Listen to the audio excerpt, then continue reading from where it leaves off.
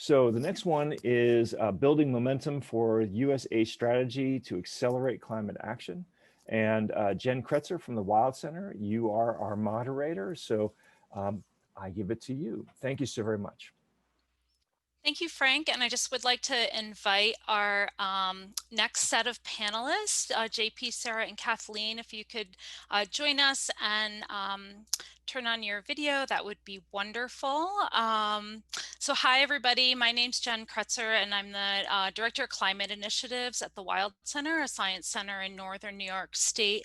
I'm also on the Clean Board and have been a member of the core steering committee for this work. And I'm really excited and honored to be facilitating this next panel with these amazing next suite of speakers that we're going to hear from.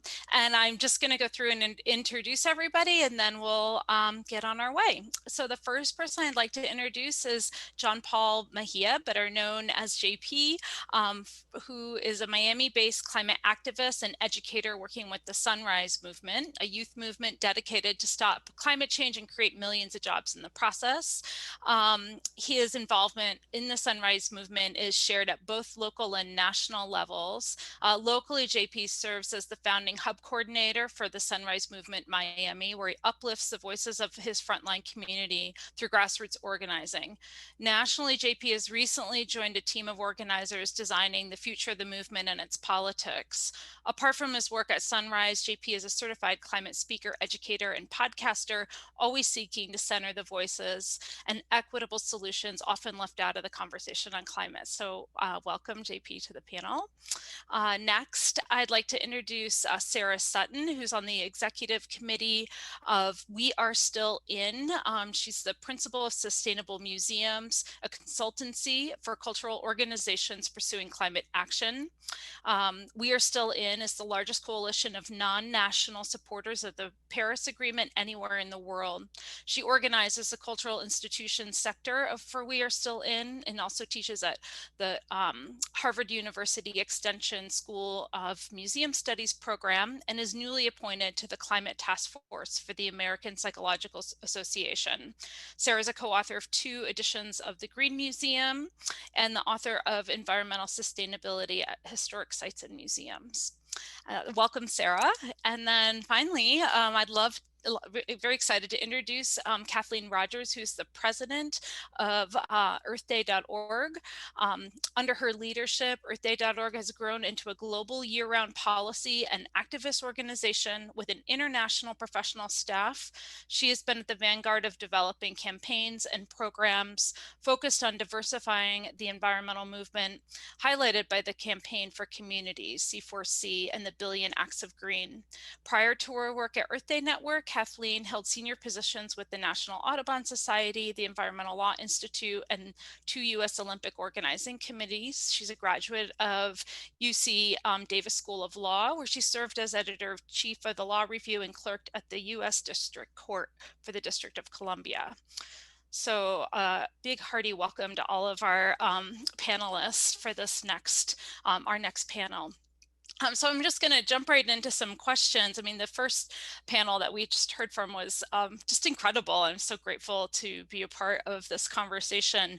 And I really, right now, but all 3 of you are part of these sort of larger networks of whether it's youth or international nonprofits, and also of museums and sectors across the WeAreStillIn group. And I'd love to hear a little bit from each of you about why you think a national strategy on action for climate empowerment is important.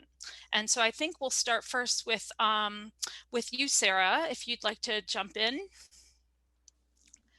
and take yourself off mute. Great. There we go. Thank you. Thanks, Jen, for the introduction. Thanks for an awesome lead into this.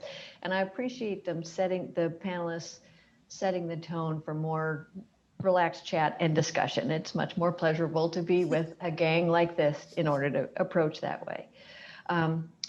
So needing a strategy, humans perform best when after our first needs are satisfied, as Ariana pointed out. We perform best when we know what our job is. We believe we can be successful at it. We'll learn something when we do that work. And then we have a way to share that success with others. And in an awesome form, the framework gives everybody that menu of options for their jobs to pursue, how to do it well and how to connect it to all of the others. And I think the ACE strategy with all of its 6 aspects is the perfect setup for us doing that work. We had a great definition from Christina about empowerment.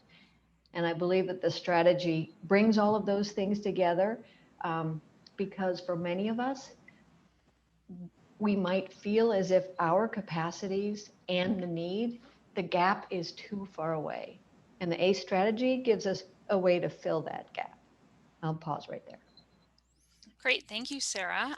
Next, I'd like to ask JP, what are your thoughts on having a national strategy for collective climate action? Yeah, thanks so much to everyone who's here and all of the other panelists as well. I mean, that's a great question, as a movement dedicated to solving the climate crisis and including everyone in its solution, it's important to recognize that we stand on the shoulders of giants and that the scope and range of our endeavors and hopes are not original. And we can only sort of strive for big collective action if we have big collective goals. And it gives me hope. And what makes this so important is that we've done this before when we've galvanized as human populations under moments of crisis, whether it was getting out of the Great Depression or winning World War II, I guess in the context of this country, we've been able to overcome unsurmountable odds because we've been able to give people a sense of what is possible and providing solutions for what they need. So when we're facing the greatest existential threat that humanity has really ever faced, the climate crisis, I think that the importance of a national strategy is not only to provide the mechanisms of like the aforementioned historical processes that happen that might allude to this in a way, but also to sort of correct all the wrongdoings that we've done throughout history for loads of people and groups of people, because we know that when convening this national strategy, it's really the fault of sort of long-standing systems and histories of treating people as and lands as disposable and profitable that has gotten us to this crisis in the first place. So the importance, once again, of a national strategy is redefining what it means to act and give people hope and a sense of living. Great, thank you so much, JP. And Kathleen, you come at this from a very unique perspective, and I would love to hear a little bit more about what you think why we need this national strategy for ACE. Well, a couple of things. I'm a lawyer, obviously, and have worked on various pieces of the climate agreement. But for a long time, we've looked at ACE, and we think other countries have looked at those ACE provisions as sort of the poor stepchild of the climate agreement. Yet for us, the provisions around science, public participation, and education are the heart of the matter. They go to our firm belief, and many people in the environmental community, that these areas have been neglected, and a huge amount of energy has gone on into dealing with emissions and some of the other obvious pieces of climate change. But we're a firm believer that if you want to build equity and justice, and if you want to truly have the world united to solve the problem, and we think that's why ACE was created, by the way. They sort of woke up to the fact that we needed people to be involved. We needed them to be educated because they need a green consumer movement. They need a green jobs ready movement. They need science. They need all of us as believers. And so when I read ACE, I look at it as the inspiration for building a global movement that's really united and super empowered. And like everybody else on this, thank Christina for her great definition, because I think that goes to the heart of the matter. And it's been relatively neglected, that provision, to say the least. So focusing on it now and treating it like it's a central and critical part of solving the climate crisis is really a joyful experience, because we really need to go to the heart of the matter and figure out how we human beings, not our political leaders, not our corporate leaders, but us, can really take control of our own future. So I view that ACE provision as central to solving the crisis.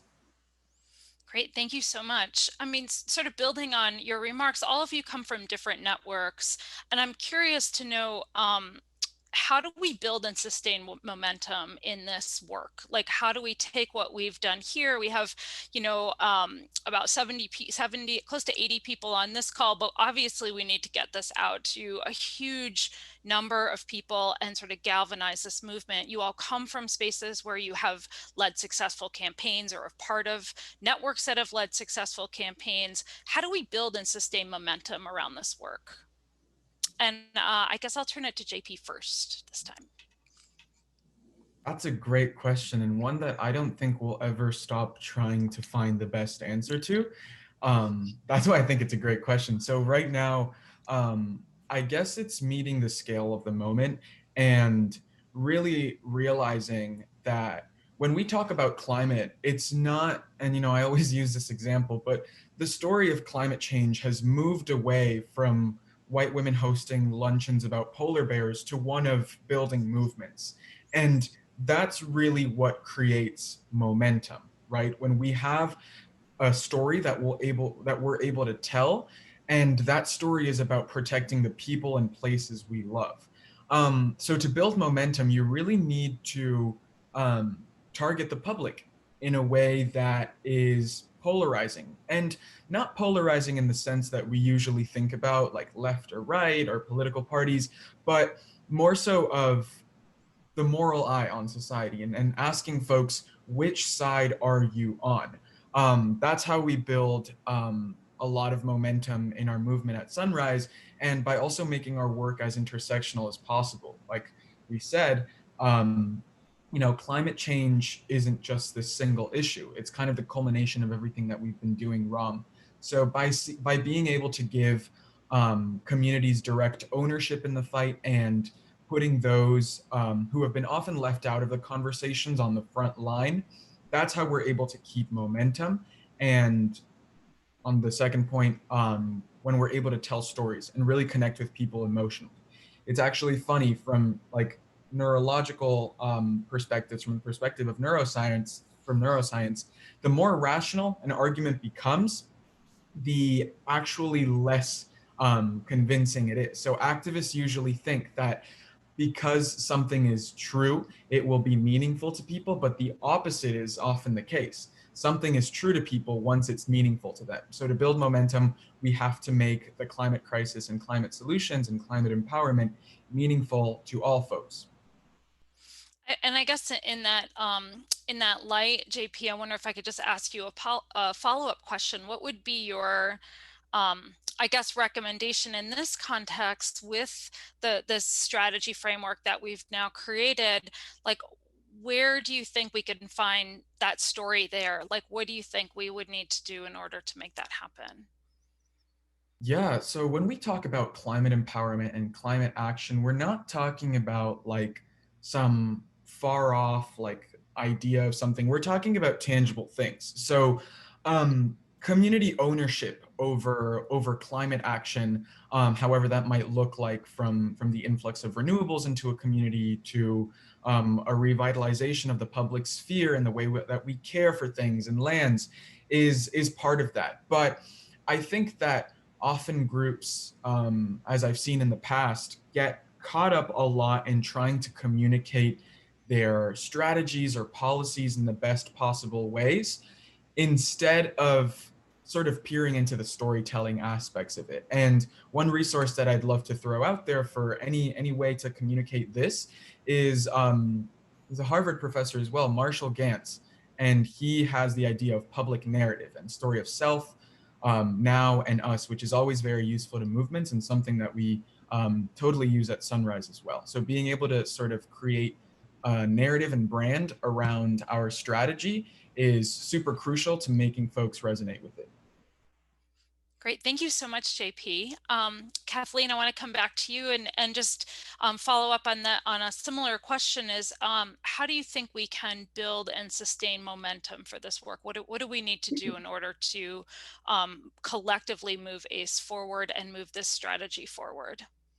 Well, it's interesting, as I think you do have to look back on history. The Earth Day was sort of the launch of the modern environmental movement, and you had 20 million people on the streets, the largest ever in human history, single day of civic action, and it scared the heck out of people. And so our environmental laws, and these are warriors who committed their entire lives, because remember in 1970 you couldn't see across the street in LA because it was so the air was so polluted. We had children being born with birth defects. Our rivers were on fire. We had 150 years of industrial development. So I think looking back on the practices and the promises of that earliest generation is actually a really good place to start. And we have to build public commitment to climate change. And it's still not there. We're seeing improvements in the polls, and we see a few more people out in the street, but you're everyday people, and I don't care what demographic it is, we need to do more. We need to be out there. At Earth Day Network, we focused on a couple practical parts of ACE. The first, and we've been in the environmental education business for 50 years. In fact, the first law that was signed after Earth Day was the National Environmental Policy Act, which never went anywhere. And as a result, whether it's the United States or worldwide, we don't have mandatory climate and environmental education, and we don't teach civics. And if you want to empower communities, you have to teach our kids civics. You have to give them the roadmap to go in. My favorite thing, sue, request information, be demanding at public meetings, and teach every part of our community, from the young to the old, ways that they can engage in your face with those people that are in charge. And so that's one of the areas that we're really interested in. We're now moving a global petition, which has been very successful so far, which has about 300 major signatories to it, for the COP in Glasgow, which we'll have a pre-COP track on climate and environmental literacy with civics. And we hope to pass by consensus, it will be passed by consensus, a mandate for climate and environmental literacy in all the signatories of the climate agreement, with a civic component, so that kids graduate not only with deep knowledge, we want it to be assessed, and in addition to mandatory, so you can't graduate unless you know what you're talking about, just like we do with other areas and other parts of our education system. So we have now, I'd say, close to 350 million people through their trade unions, teachers associations, indigenous groups, all signed on to this document.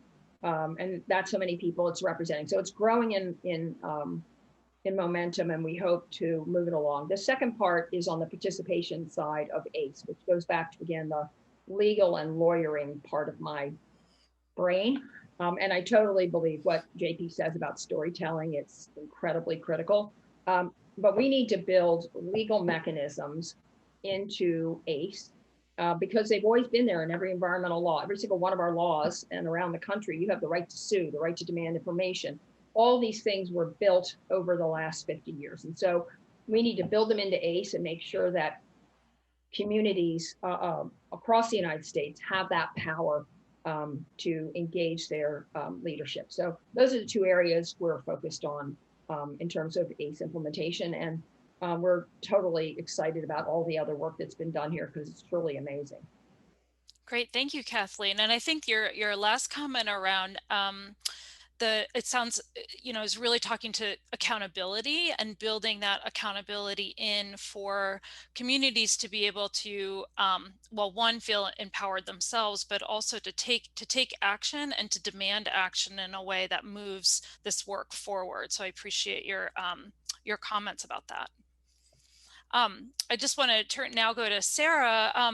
Sarah, WeAreStillIn has done such incredible work since since its inception in 2017, with I think close to 4,000 signatory, like 4,000 different groups on. And I'm wondering, as we're looking with kind of socializing the ACE dialogue work that we've done here and this framework for this strategy, like what are ways in which we can build and sustain momentum, and maybe some lessons learned from WeAreStillIn in particular, or how we might sort of align these two pieces moving forward.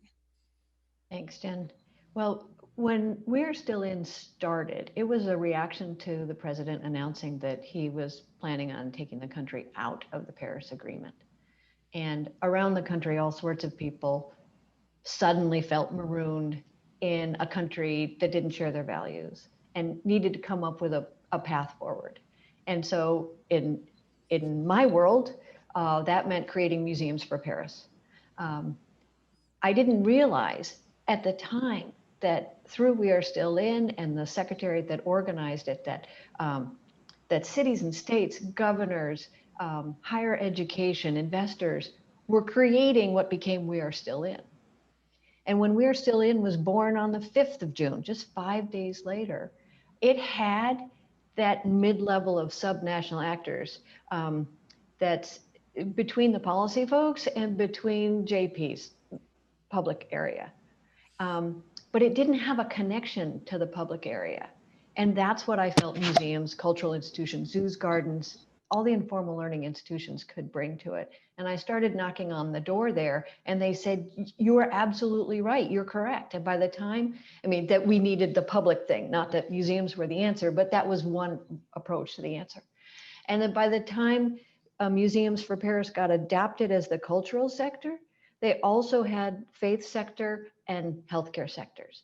And now we have the National Black Caucus of Legislators. Now we have the Coalition of Indian Tribes in America that have participated. Now, they've all come because We Are Still In realized that its first development was a reaction to being pulled out of the Paris Agreement. But the reaction is not a plan. Hope is not a plan, right? Creating the path forward requires dynamic steering. It requires full participation. That's what I think we require for sustaining a movement. And that's come about by continuous inquiry, continuous engagement with communities, whether it's a political community or a structural community. When all of the different sectors get together and have a conversation now, we learn an incredible amount from each other and immediately start adapting our approaches. The Anthropocene is not just for scientists. It's for the artists, it's for the humanists, it's for every single strata of our system. And what we're trying to do is influence that system. We could try to disturb the system, and disturbing a system has a role. Influencing the system will get us farther faster. And that's what the coalition of We Are Still In is trying to do. Find all of the different ways through political influence, through international participation, as well as an awful lot of state and local investment in a lot of state and local efforts, because that's where we see most of the change will happen. That's where the public voices can gain traction by working at that level, and then it can be transferred on up to Washington. Yeah, thank you for that, because I do think that with the idea that we're creating this national framework, that it must work on a local scale, that we must have recommendations and sort of strategies where we can continue to work at the grassroots level in our communities, in our regions, in our states, and then across states at that subnational level. So I really appreciate your comments around that. What do you think? And I guess I'm going to go to Kathleen now to start off this next question. What do you think would build a sense of community around this work? Like, I know that we know that we have a big road in front of us, and that we have to not only move the strategy forward, but then actually start that implementation, whether it's at the federal or at the subnational level come January. But what do you think could help us build a sense of community around the collective need for action on climate empowerment? Well, I think, it's all about the messenger, right? So it's a pretty interesting group of people, the list of organizations and individuals that have worked on the document that will be released. But again, if we want to sell something on a broad level, we can't do it ourselves. It's something we, as this giant network of organizations, we have way over 150,000 organizations in our network. At least we sort of stopped counting, but I agree on the storytelling's critical.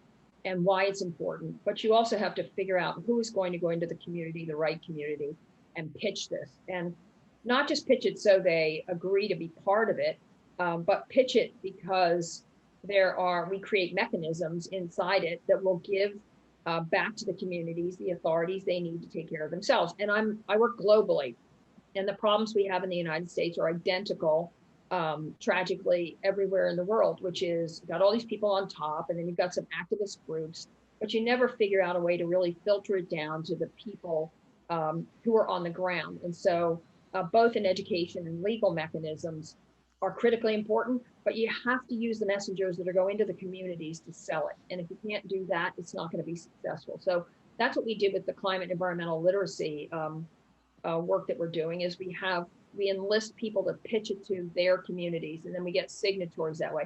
I can't do it myself. I don't have the wherewithal, but more important, I'm the wrong person to be going to a lot of these communities. So if we want to sell ACE as a national strategy, we got a long road ahead of us, and we have to be really committed to loosen up the reins and get out in the community and let people voice their opinion and incorporate their opinion, because we can't go out with a document that's written in stone. There's so much interest and experience at the community level that can really tell us how to make this document just not something we can move forward, but becomes a living document, so it constantly changes. And that's my experience with the law and in community work. So anyway, that's my suggestion of how you build a really big national push behind ACE, because I think it's one of the most important components and sections of the climate agreement. Great. Thank you so much, Kathleen. JP, I'd love to hear from you what you think would help us build a sense of community. And maybe, oftentimes I feel like, we work a lot in silos, like we have got this movement or that movement, or, this coalition or that coalition. But how do we start to bring these groups together? As we all know, we need everyone everywhere working on this effort in a very sustained way. And I was wondering, from your perspective, what do you think could help us break down those silos and build that sense of community that we need right now? Yeah, that's a great question. Every community is going to have a different idea of what, or a different vision of what climate action is going to look for them. And it's important that we have a structure that mirrors that when we're trying to, sell ACE in a way, to empower the communities to sort of structure their sense of vision with this document. And at least down here in Miami, it looks like a lot. There are folks from cultural backgrounds like Haiti, from low-income backgrounds, that are being kicked out of their homes to make way for developers coming in to secure their profits because they're on higher ground and sea levels rising, threats to our drinking water, fish coming up on shores. It's just, we're heading towards what really looks like a detrimental road. And only people who know their communities well, who at least know this community well, are able to really speak to them. And we can't act like, these vultures or storks that are going to go into different communities and drop something like, oh, hey, this is what you have to do. But rather, much like Kathleen was saying, have allies and have leaders in as many communities as we can, knowing the document, knowing our knowing our guardrails, knowing what we're trying to do, and finding ways to communicate the story that we're trying to cultivate with their communities to get everyone on board. And ownership over the execution of the vision that ACE is a central part of that. When you directly see that you have something at stake in something that's being done, you're more proposed to act on it. And when we talk about community organizing, there's a something that we call self-interest in when we're talking about community organizing. And that's not to be mistaken with selfishness, or no. Self-interest is that you're acting to your benefit, because whatever you're acting upon is going to help you in return. So What does ACE mean for the single mom who has trouble feeding her kids every day while she's working at the hospital as a nurse? How is climate change relating to her? And what is gonna be her reason to get involved in something like this? That's not something that we can answer, but someone who knows her and some community leader in Miami, in Detroit, in wherever we're sort of planting this to do. So structure-based movements with strong community ties are crucial, I'd say, to building community within the vision of what we're trying to do.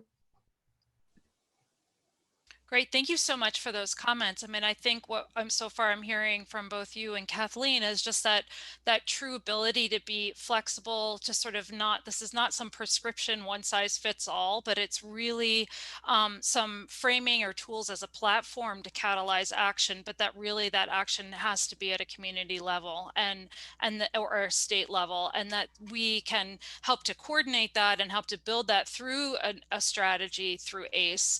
But really the action has to be very much grounded in the place and in the people that are making it really happen. So thank you both for those comments. Sarah, we have a few minutes left. I want to invite, if people have questions, to put those into the Q&A, and we'll get to those in just a minute. But Sarah, I'd love to hear from you. Like, what do you feel like builds that sense of a community from your perspective, or from WeAreStillIn's perspective? There is no question that for me, action creates community. And because John and Kathleen and the other panelists before have done such a good job of talking about that grassroots approach, I'm going to focus on the other end. Those of us who do this work day in and day out need the community of each other in order to continue to always have the strength to keep learning, to keep reaching out to the other communities, to find the folks who are the connectors to all of the folks who need to participate. So I'll give you an example. So I'm raised by World War II soldier era person, right? I was trained as a woman to be educated, to learn, but to be quiet and to stay out of the picture, right?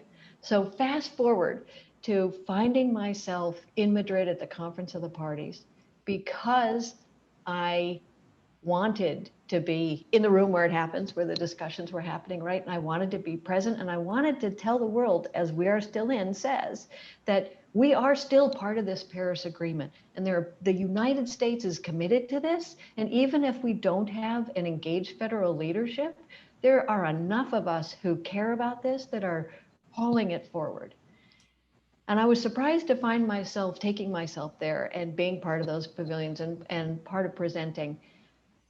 And of the group of the US nationals and the cultural sector folks who were there, we were not screaming into an empty void. We were being stopped in the streets, stopped in the pavilions, and thanked for being a presence as the United States. That sense of community there on the international and national level is critical for coming home and being able to still do the work, to fight to find the money in order to support everybody else. Each of us brings to this different talents, abilities, resources, and power. And as long as we use that power for good, that we share it so that the whole group moves forward, then we're on the right path. We've seen this work play out where there isn't transparency, there isn't trust in the government to make, that has no place in the climate movement. ACE gives us a way to make sure that everyone is engaged in this movement, but that it is done with goals, with standards and principles, as Isati's introduced at the beginning, that gives us a commitment to a just approach and a transparent approach. All of that has, well, that's why WeAreStillIn was created, because there was a lack, there was a void. That's where ACE is coming in to help to fill in that void. That's where Catherine's work is trying to fill in that void. Together, this action is creating momentum that will keep us moving forward. And so I find community through action, and I'm sure that each of you has as well. Great. Thank you so much, Sarah. That was really powerful.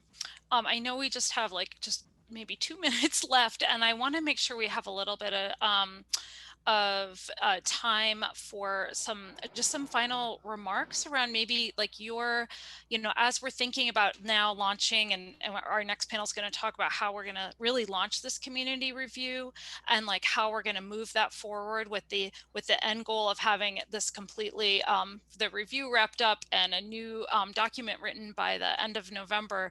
I'm wondering, like, what advice do you have moving us forward? Like, what gives you hope for this work? What sort of builds that, or any other advice that you think we should take into account as we move this forward? And Kathleen, I think I'll start with you first. Yeah, I mean, it is an awfully quick time. The timetable is immediate.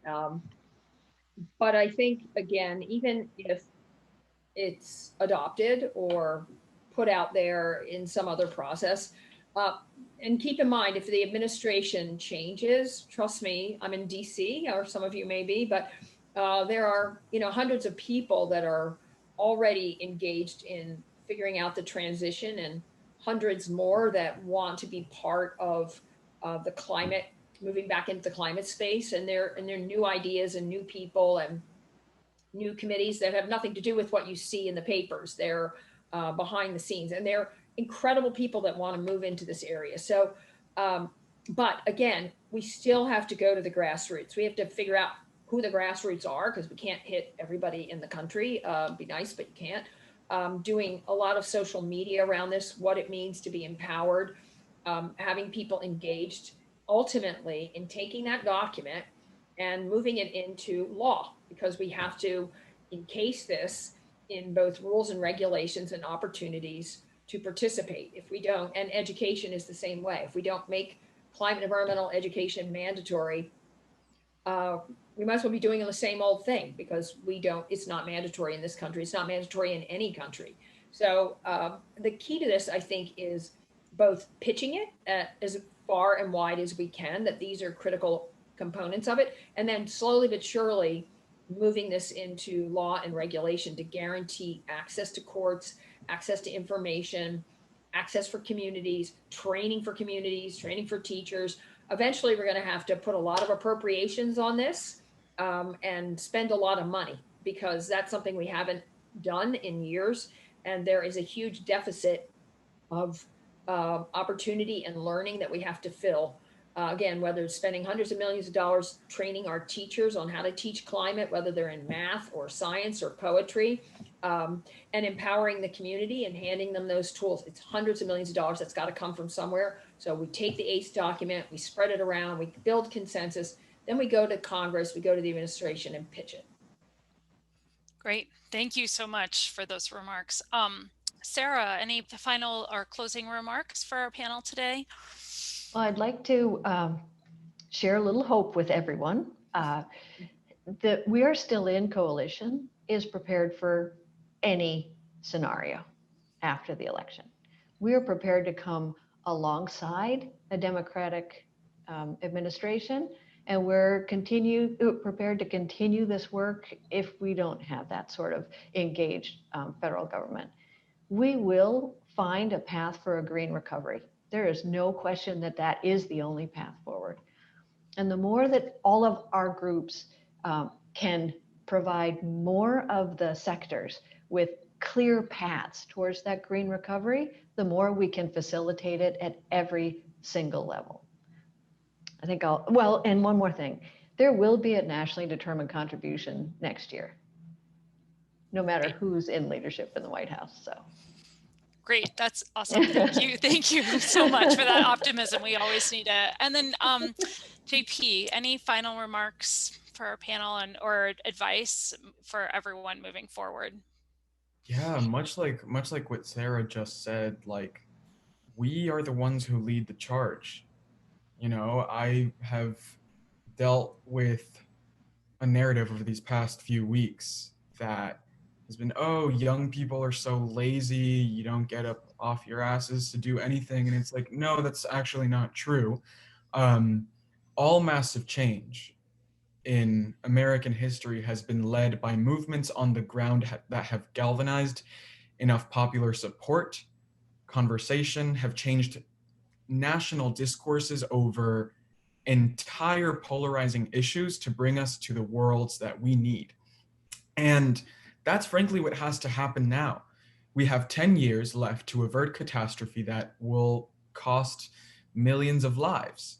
And a lot of people aren't having it. All of us here are not having it, and we're done with having to deal with incremental BS and lollygagging and just honestly like slaps to the face time and time again. And I don't think that the folks in Washington, or anywhere for that matter, have realized that they picked a war with the wrong generation. And there's an entire group of people, millions across this country and around the world, that regardless of what happens in November, are going to give it all to this fight. Because frankly, if we lose this battle, we lose them all. And it's important to understand the dynamics of power and how they truly work to feel empowered. And notice that lots of these people, executives and their corporate cronies who in Congress and beyond, who are sort of making these decisions that put us in this very uncomfortable situation, are only held up to their standards by people. And when I say people, I mean us. And we have undoubtedly changed the game over the past 5 years around the climate narrative. And with 10 years left to go, we're only ramping up. And I mean, the battle wages on, and we might lose some, but we will win the war. And I'm so glad to be doing this with all of you today. And I undoubtedly have a lot of hope for this coming year. And I'm glad to be sharing this space with you all. Thank you so much, JP. And you know, your generation doesn't have the full burden. We have a shared responsibility on this work. And so I want to just offer that and thank all of our panelists for your comments and your leadership here today. And I really look forward to your feedback through the community review process.